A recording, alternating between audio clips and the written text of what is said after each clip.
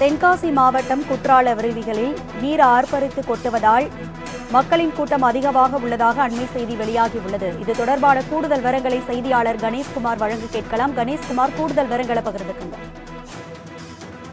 தமிழகத்தில் புகழ்பெற்று விளங்கக்கூடிய சுற்றுலா தலங்களில் தமிழக கேரளா எல்கையான தென்காசி மாவட்டம் மேற்கு தொடர்ச்சி மலை அடிவார பகுதியில் அமைந்துள்ள குற்றாலமும் ஒன்று. இங்குள்ள குற்றாலம் மெயின் அருவி, ஐந்தருவி, பழைய குற்றால அருவி, புலி அருவிகளில் தற்போது நீர் ஆர்ப்பரித்து கொட்டி வருகிறது. ஒவ்வொரு ஆண்டும் ஜூன், ஜூலை, ஆகஸ்ட் ஆகிய 3 மாத காலமே சீசன் இருந்து வரக்கூடிய நிலையில் இந்த ஆண்டு முழுவதுமாகவே சீசன் இருந்து தண்ணீர் ஆர்ப்பரித்து கொட்டி வருகிறது.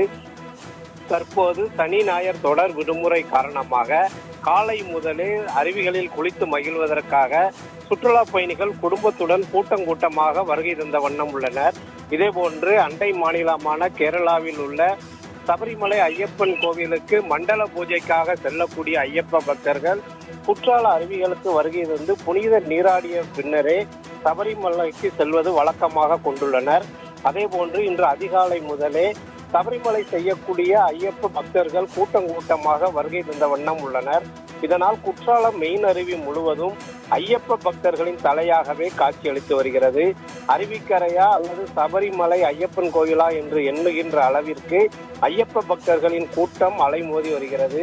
மேலும் அருவிக்கரை முழுவதும் சுற்றுலா பயணிகள் மற்றும் ஐயப்ப பக்தர்களின் கூட்டம் அதிகரித்து காணப்படுவதால் பாதுகாப்பை நலனை கருத்தில் கொண்டு மாவட்ட காவல்துறை கண்காணிப்பாளர் சுரேஷ்குமார் தலைமையில் இப்பகுதியில் போலீசார் பாதுகாப்பு பணியிலும் ஈடுபட்டுள்ளனர்.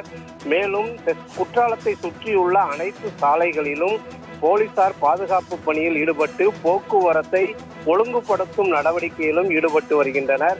இருந்த போதிலும் அவ்வப்போது முக்கிய சாலைகளில் வாகன நெருக்கடியும் ஏற்பட்டு வருவதால் சுற்றுலா பயணிகளும் ஐயப்ப பக்தர்களும் அவதி அடைந்து வருகின்றனர்.